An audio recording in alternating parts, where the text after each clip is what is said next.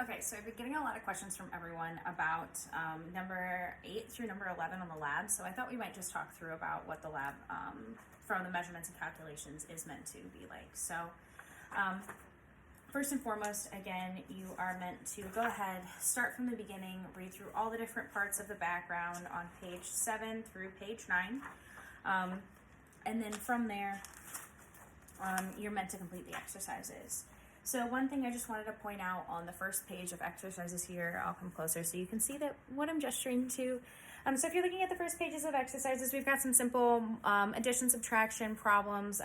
Remembering that we're going to try to make sure we're just keeping the proper number of significant figures. If you read the instructions, it says all results should be reported to the correct number of significant figures, and units must always be indicated. So that's kind of the trick down here is when you're doing the addition and subtraction, multiplication and division, you're making sure that you're following the correct number of significant figure rules based upon the significant figure rules you're using. Remembering addition and subtraction deal with the decimal point and how many numbers after the decimal point, whereas multiplication and division deal with the smallest number of sig figs.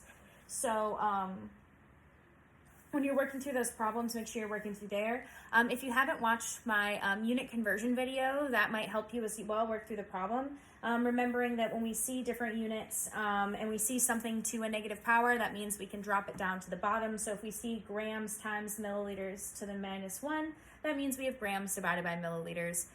So as you're moving through, make sure that you're checking if your units cancel or something like that. So you'll want to work through those problems that way. It should be pretty straightforward based upon the base units and prefix multipliers as well as the unit conversion video. Where most of the questions have been coming from is from this page here, page number 12, with questions 8 through 11 on it.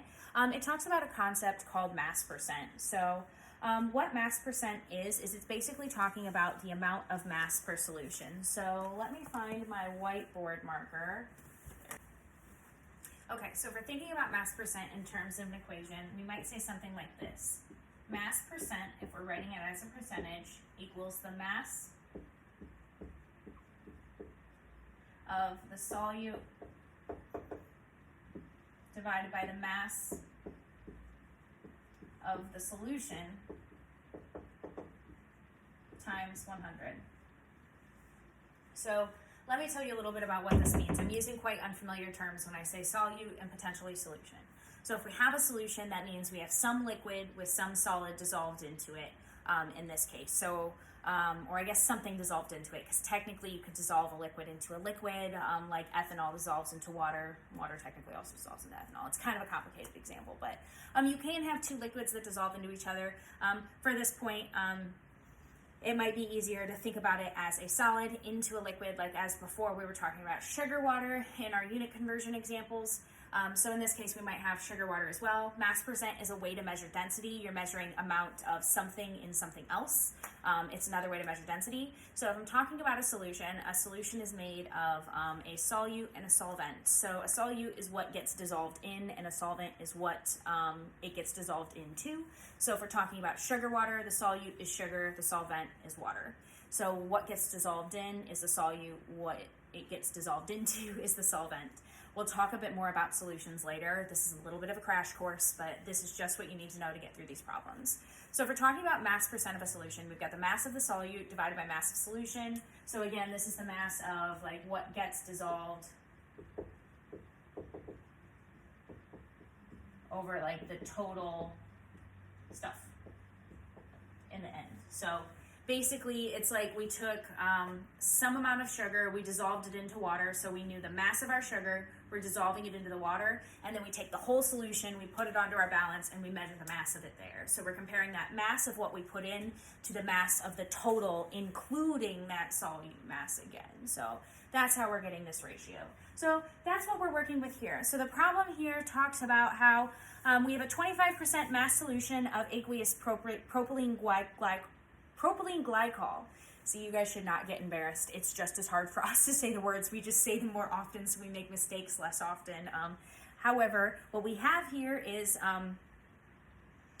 an aqueous solution of propylene glycol. So what that means is we have propylene glycol dissolved in water. So our solute in this case is going to be propylene glycol. our solvent, or the thing it gets dissolved into, is going to be water. So in this case, we're going to compare the amount of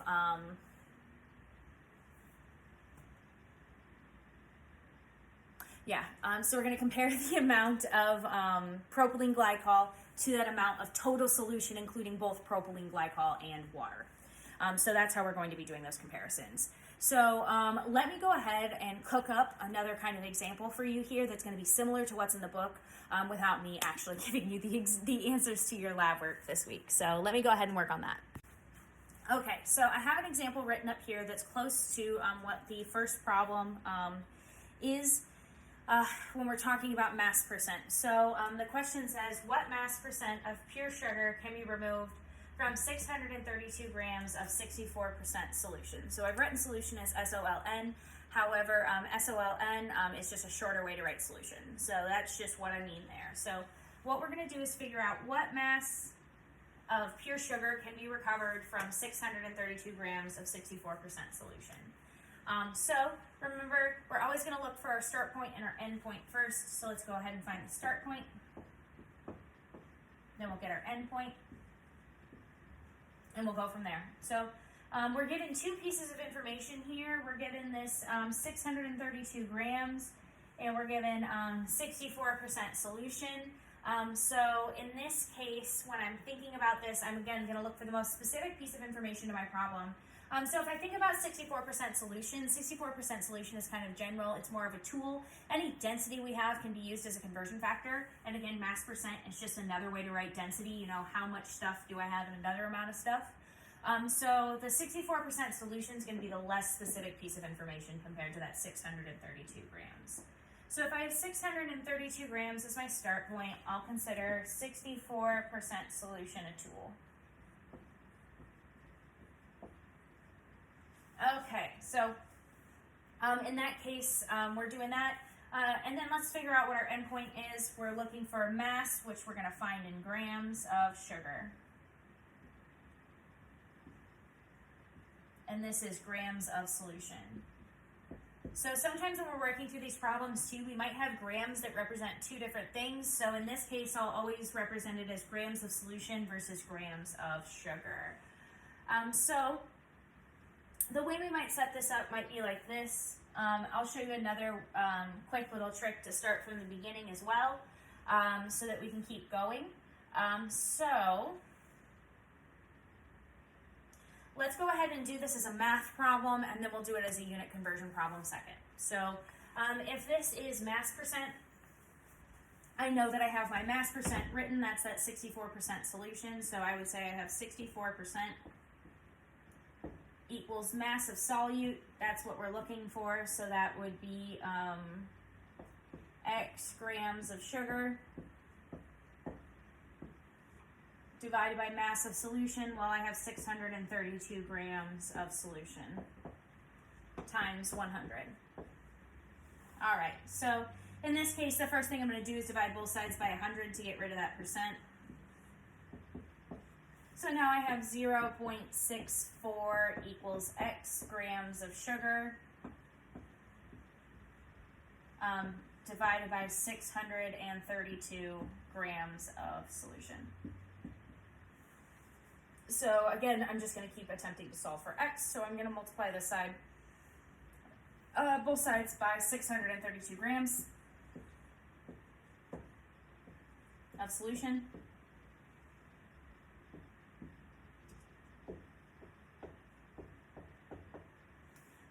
And then in the end, this cancels, same thing on the top, same thing on the bottom.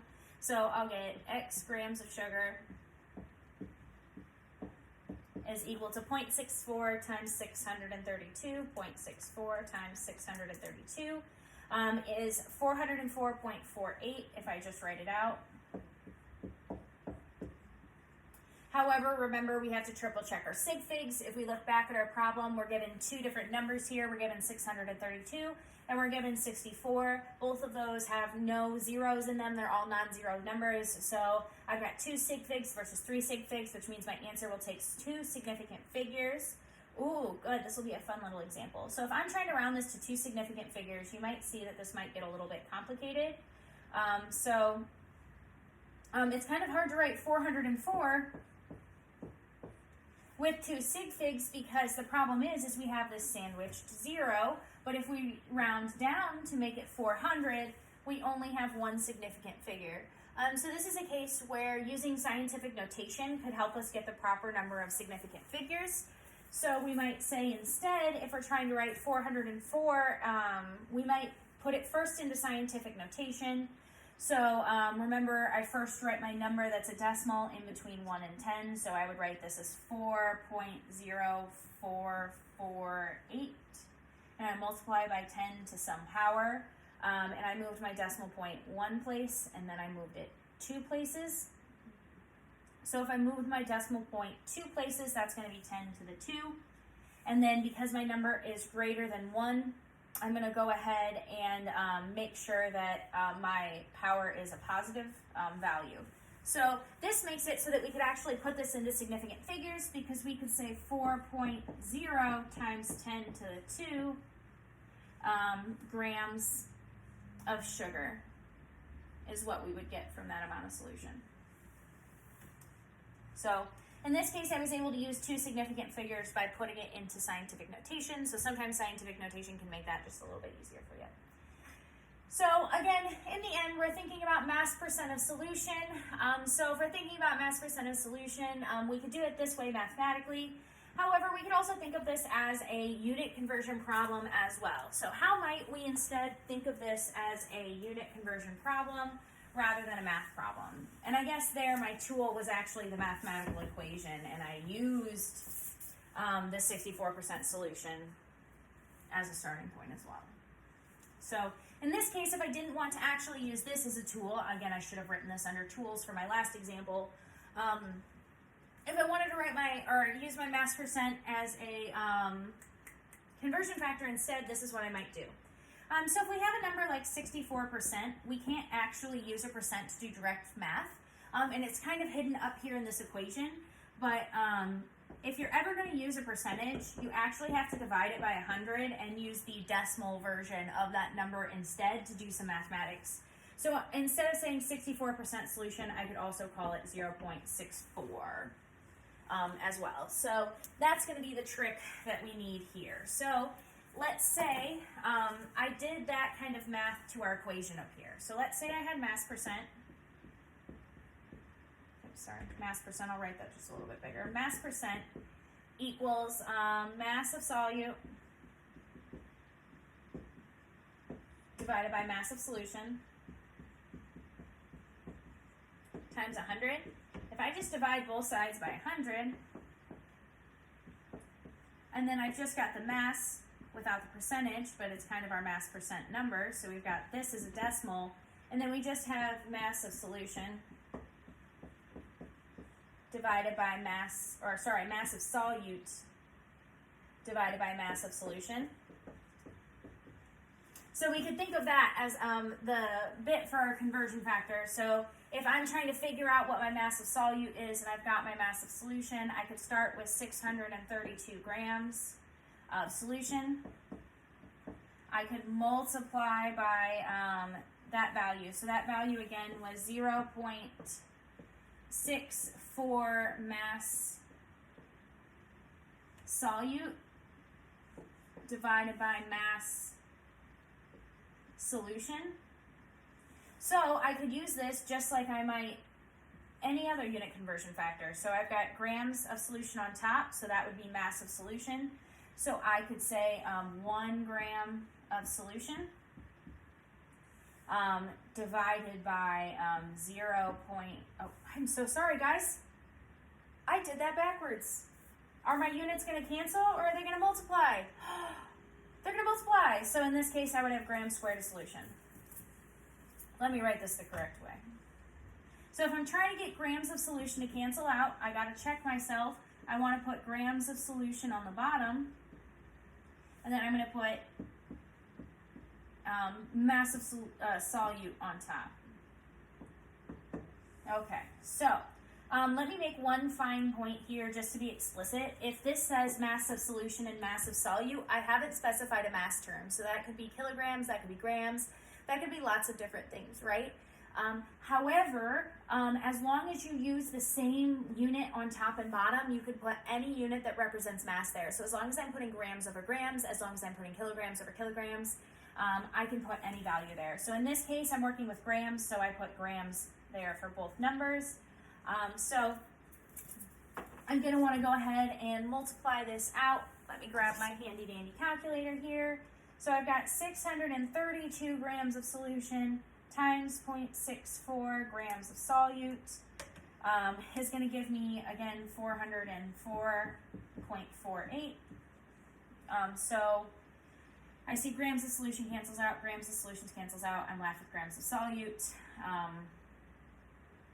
And I've done the multiplication, so again, we just have to do that fun little trick with scientific notation to get our answer. So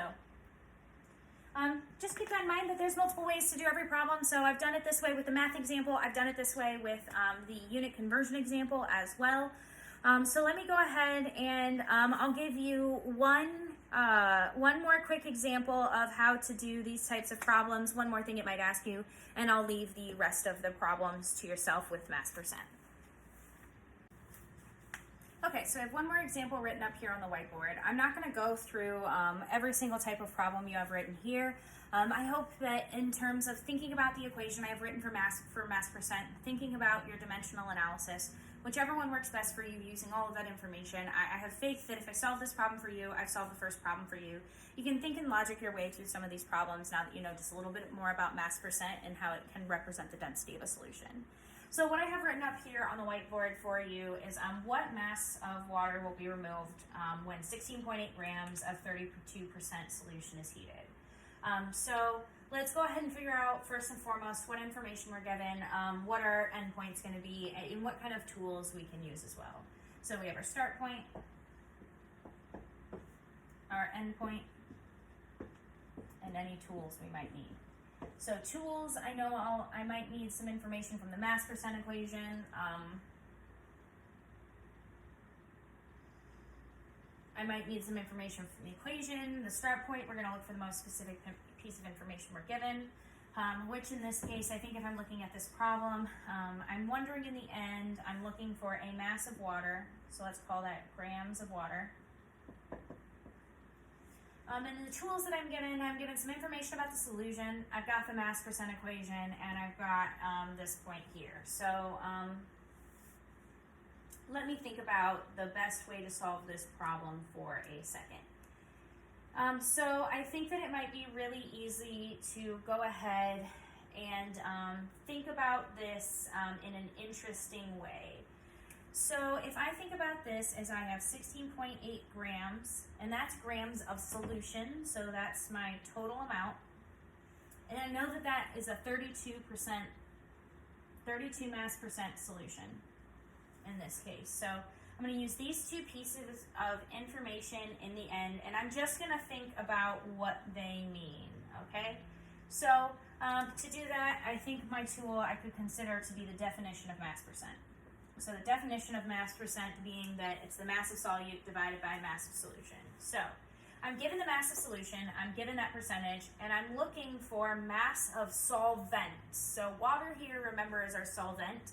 Sugar is our solute. So I'm thinking about, how much mass of water will be removed when I end up with just all the sugar I have in the end. So there might be a couple of different ways you could think about this. You could think about solving for water from the start, or you could think about solving for sugar and using that information to get the information about water. So I think I'm going to go ahead and first and foremost directly use that mass percent of equation to solve for the mass of solute, and then use that information to get the mass of solvent. So use the information to get the mass of sugar, then use the mass of the sugar to get the information about the mass of water. So in this case, we'll work through it that way. So I'm going to do this the mathematical way. I'm going to just plug and chug into my equation. So my equation says that mass percent equals mass of solute, which this case we're looking for X grams of sugar. We're looking for the mass of the solute. And then we're given information about the mass of the whole solution, which is 16.8 grams of solution times 100. Sorry. I wasn't trying to plug in. I was just trying to write the equation down. So if I've got mass percent before I plug in, that means I've got grams of solute divided by grams of solution times 100. Let me go ahead and therefore plug in. I've got 32% equals grams of solution, or solute divided by grams of solution. So in this case, I don't know how many grams of solute I have. I'm not given that information. All I'm given is that I've got a 32 mass percent solution, and I'm given 16.8 grams of that solution. So I'm looking for grams of solute, and then I'll use that information to get grams of solvent. So I've got X grams of solute divided by 16.8 grams of solution times 100. So I'm going to go ahead and I'm going to solve this. First and foremost, I'm going to divide both sides by 100. So then I've got 0.32 equals X grams of solute divided by 16.8 grams of solution. Then I'm going to multiply both sides by, both sides here so that I can get my X grams of solution by itself, or X grams of solute, and then that's going to be, I couldn't figure out what happened here, but it's because I dropped my unit. This is actually,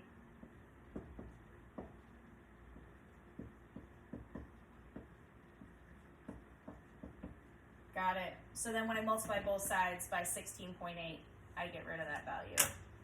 So that means in the end I've got so many grams of solution, which means I'm going to have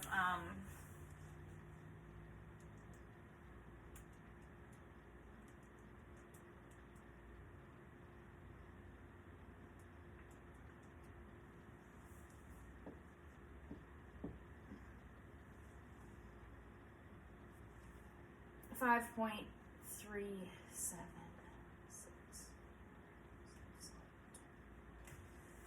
Okay, so that means in the end I've got 5.376 grams of solute. So the way you can kind of think about it here is, if you're kind of being tricky, you're kind of following along about what keeps happening.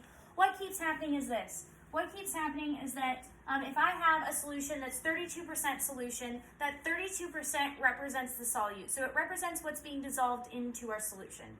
So if I've got a 32% solution, that means 32% of the solution is sugar, and the rest of the solution is water. So 100% minus 32 gives us 68%. So 68% of this solution is water. So I know that if 100% of my solution is 16.8 grams, and I know that that much of it is represented by the sugar, I can take the whole amount of solution, I can subtract out that amount of sugar, and it should give me the amount of water. So that would be 16.8 minus 5.376. So 16.8 is the number we're given. Because we're doing addition and subtraction, we got to watch our sig figs. So that means we're going to have one sig fig after the decimal point. So we've got 11.4 grams of water in this case. So if the whole total is 16.8 and 32% of it is representing that amount of sugar, I can use that equation to find the amount of sugar, found the amount of sugar, got my answer. However, if you caught on to what I said there, there's a much easier way to do this.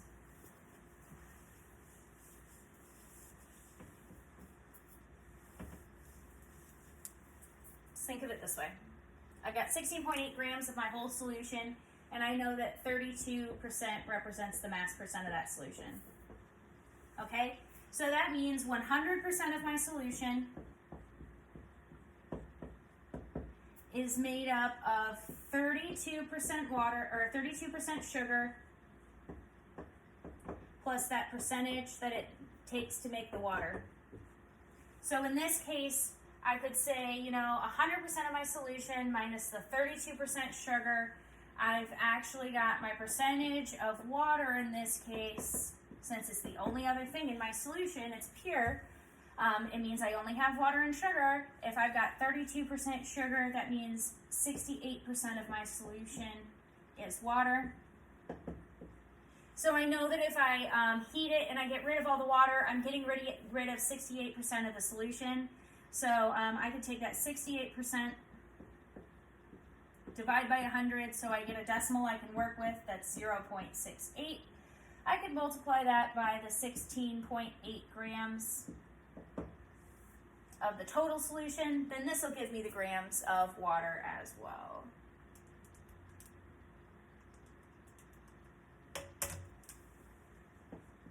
All right, of course it'd be the same number, 11.4 grams of water in the end. So there's just a couple of different ways you could think about this. It's just really understanding that mass percent is mass of the thing that gets dissolved divided by mass of total solution. And then once you understand that ratio is what you have, you can be very flexible with how you solve these problems as well. So that's just one example of how we might solve these problems too.